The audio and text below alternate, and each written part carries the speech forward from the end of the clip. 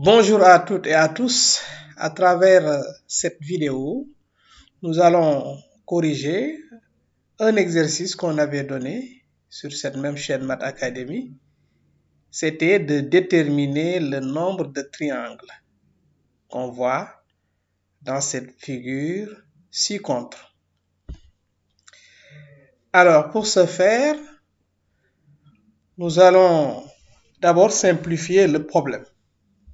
Parce que vouloir compter tous ces triangles-là de façon désordonnée, ça peut être un peu difficile. Mais nous savons ici que tout triangle a un de ses sommets, ce qui est le point A que vous voyez ici.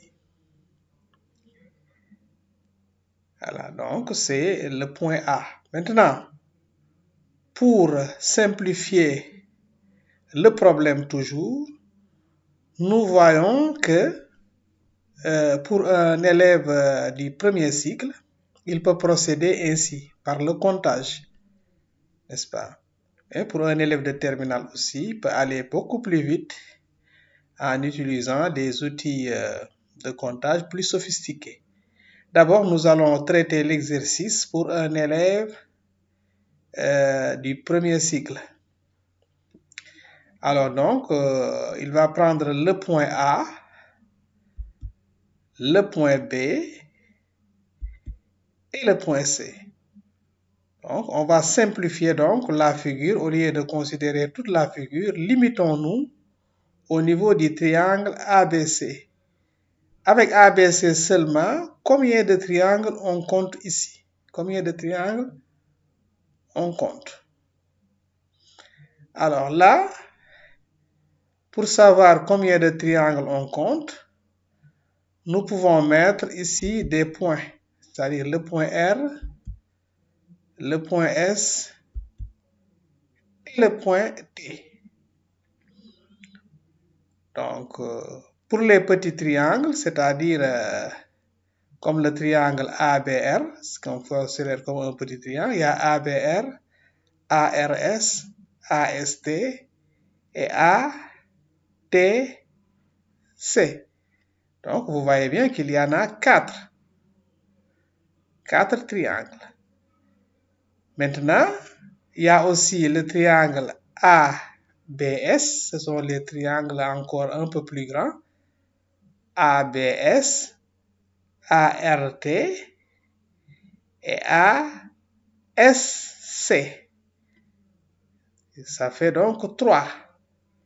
4 plus 3, donc ça fait 7. Mais aussi, on peut considérer les triangles ABT, n'est-ce pas, avec 3, ABT donc, et ARC.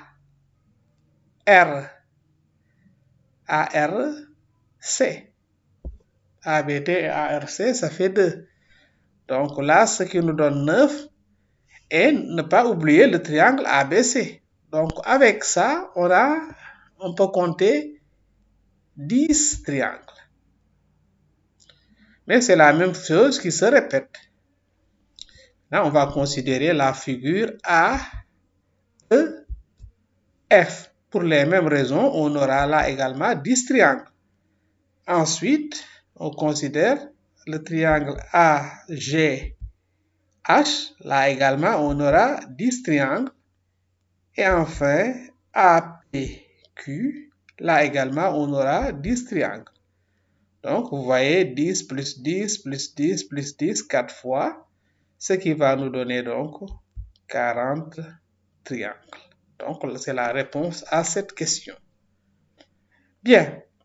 Maintenant, si l'élève est en terminale, il peut se dire que, donc, raisonner d'abord avec le triangle ABC du début et dire que pour ce triangle ABC, n'est-ce pas, on met les points RST, donc ça veut dire qu'il y a combien de points ici? Il y a 5 points.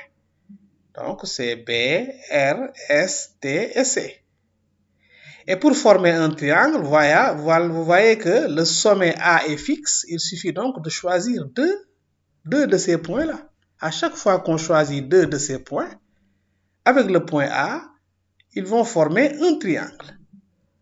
Donc, le nombre de triangles est égal au nombre de fois de choisir 2 simultanément parmi 5. 2 simultanément parmi 5, c'est donc une combinaison de, c'est donc C5,2. Le nombre, c'est C5,2. Et C5,2 égale 10.